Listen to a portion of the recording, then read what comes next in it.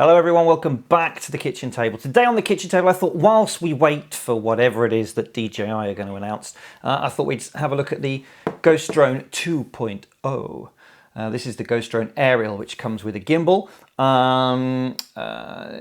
Ghost Drone, I was having a chat to them at the UK Drone Show and they said, yeah, we'll let you have one. You know, tell everybody what you think, which is great because they've embraced the kitchen table ethos, which is nobody gets to edit my videos or see what's going out in front. So I thought we'd have a look at it now. I'm going to do this as a multi-part rather than trying to squeeze it all in. So part one we'll do kind of general overview, fit and finish, what comes in the box, what makes it a bit different, and then in the second part we'll look at the controls app. And how it actually flies. So for this one, that's what we're going to have a look at, what comes in the box. Before we go any further, it is the kitchen table. We always have a beverage when discussing drones. It's the daytime at the moment, unusually, and so I'm on the coffee. Home roasted Monsoon Malabar in my mug, so cheers. Oh. Right, we better have a look at what's in the box, hadn't we? So the first thing is the box itself. This is some quite smart packaging, very DJI-esque, although Ghost Drone have gone for the all black kind of look rather than the all white.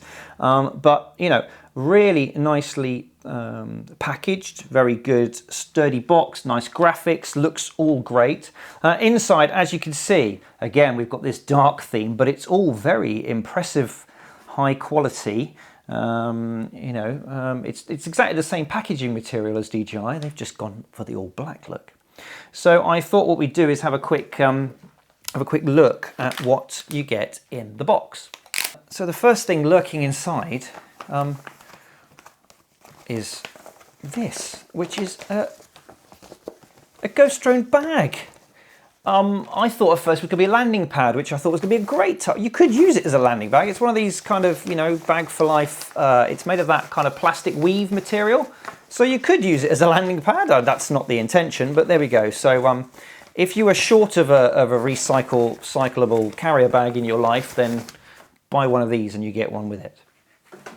Next thing that comes in the bag is well, this is sort of a felty kind of, this is, no toolkits in plastic bags here. You get a full-on toolkit with a hex driver in there and a wrench, some spare dampers it looks like, a spare screw set, and USB and power leads. I'm told that UK models will come with a UK plug or adapter and appropriate for whichever part of the world you're going to be in. But that's a bit swishy. Even the ribbon that goes around it has EHANG on it, so that's quite posh. Everything comes in a little labelled box, labelled charger. This one, just a brick, really. But again, all very nicely packaged. What's this? 16.8 volts at 3.8 amps, 60 watt charger, made in China. Okay, fair enough. And retractable, looking very familiar spades there, but that's a nice touch. You're not going to be able to accidentally get anything connected in there, are you? And a helpful arrow, which I assume lets you know not to plug it in there, and a USB port on the side. So maybe you could use this to charge your accessories as well. That's pretty interesting. Prop guards next. Again, quite nice that these come with it.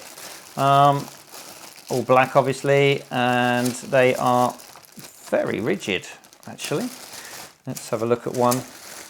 So they've got mounting screws here, and those are pretty good. So a nice touch. If you want them and you use them, then they come with it. There's nothing extra to buy. Unlike I know some manufacturers provide them, some don't. EHANG, they provide them in a very nice box as well. Next thing you get are props. Again, everything in this very smart box packaging, and it looks like you've got 2 full sets because I can count 4 tips here. So interesting. Real twist on those. Real big pitch. And these are a kind of a hybrid. They've got what looks like a sort of traditional prop nut on the top there, but it's, I'm just going to have a look. Yeah, molded in. So you get metal on metal, but it's a kind of just a different way of doing it. Rather than, I guess, being sort of all molded in, they've done these that they can be pressed in later. Feel quite brittle, very stiff, very rigid at this end. Bit of give at the tips. But anyway, 2 full sets of those, all the same colour. The nuts are marked with and it says R, and then there is also the lock and unlock diagrams and R printed on the body of the prop as well. So plenty of opportunity to get it right when fitting these. The other thing, a G box, which is interesting. Let's have a look.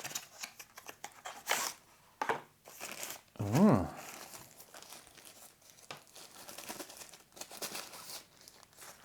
Oh, it looks my banging it around has switched it on, but we've got a on-off switch, lights, power data, USB, iOS or Android. It's already flipped to Android.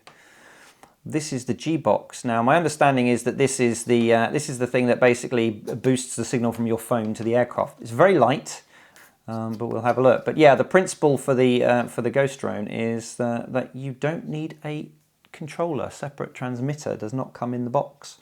Instead, it's your phone and this G box, which I guess is analogous with the DJI range extender, but we'll find out a bit more.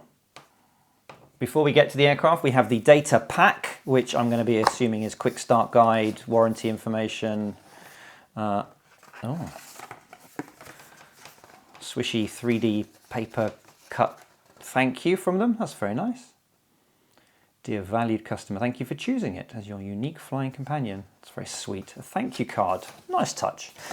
We've got a operating manual, packing list and everything else. We can check that through.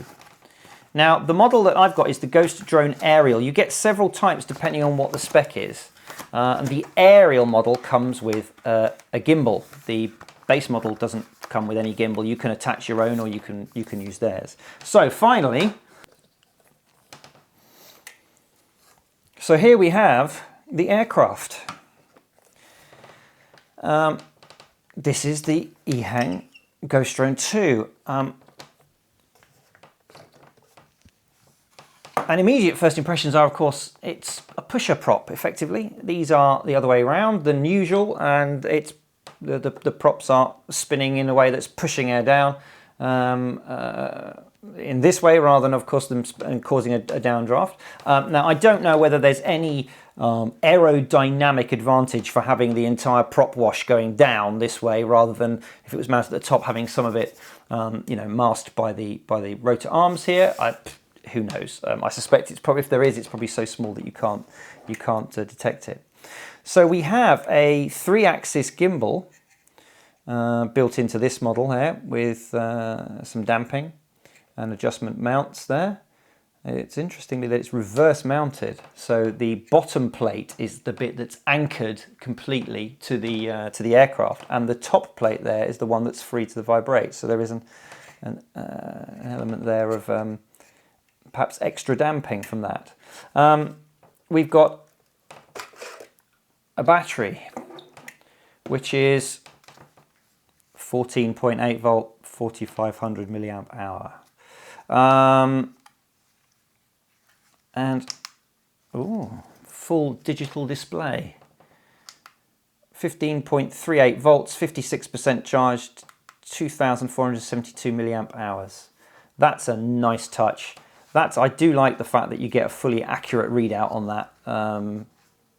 That makes it very easy to know what's going on with your battery packs. And that slides into there, which is, that's all that compartment does. Has the gimbal housing attached. That's it there.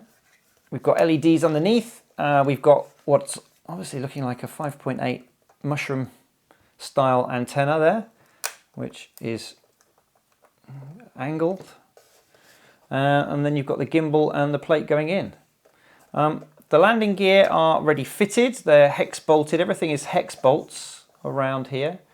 The only difference being, I think, where the guards go in, although they've got the small hex bolts are put in there. Now the gimbal itself is designed for GoPro or similar.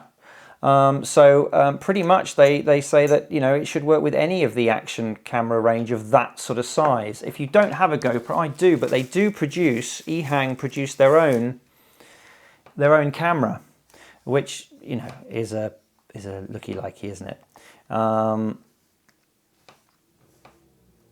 Very similar.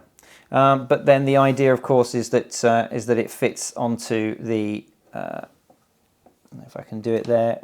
Now, and the mounting system is basically you've got a foam pad that gives you, I guess, a spacer and these rails, and as long as it fits this profile of width and depth, you slide that down. The USB connects, and then what you've got is this spring-loaded clip here that secures it by going over the lens, and then that's it. It's all ready to go. You've got access to the battery compartment, and there's your 3-axis gimbal. Plastic quality is pretty good. It's not as high quality as the DJI Phantom plastic, but it's not far off. I've had a quick look around, and the fit and the finish is very good. The joints are all, you know, well put together. Everything has been put together nicely at the factory. The undercarriage has these kind of deformable little feet, and there is not a lot of clearance to the camera there when you're lined up and ready to go. But it's got quite a look to it, I must admit. And the gimbal is 360 rotatable, it looks like. There's no stop on that, which is very interesting. So there we go, but no transmitter, that's it. The box is empty. Now, as I understand it, the whole point of the Ghost Drone is that it's aimed primarily at people who either are beginners, and the whole flying your drone, remote control aspect of it is something that they're not particularly into, or it's aimed for people who want an additional aircraft and it's a flying camera. It's something that they can pop up and really rely on the automatics to sort of handle everything. And so you fly it either on fully automatic, or you can use I think you can use your smartphone if you've got, or your tablet with its sensors to kind of move it around. But primarily the point of this is to actually, you know, automatic takeoff, fly waypoints, fly predetermined routes, do the camera thing, and not have to worry about flying it. So there we go, just a quick overview. Certainly a different looking machine. It's you can't confuse it with anything else on the market. I think it's the only pusher that I'm aware of. And yeah, the build quality is good. Some of the touches are very interesting, like the reverse hang of the gimbal. The battery with the full LED is very, very nice. The packaging is superb. I've got to take my hat off to them. They've gone to some lengths to make that all seem very good. The fact that it comes with prop guards, if you want to use them as well out of the box, is a nice touch. So yeah, the important thing is now how does it fly as a controller-free aircraft? And what's the app and the control system like? And we'll look at all that in part 2. But in the meantime, thank you very much for watching, and join me again soon, and I'll see you back at the kitchen table. Probably with some news from DJI, unless they cancel things at the last minute. But there we go. Until then, cheers!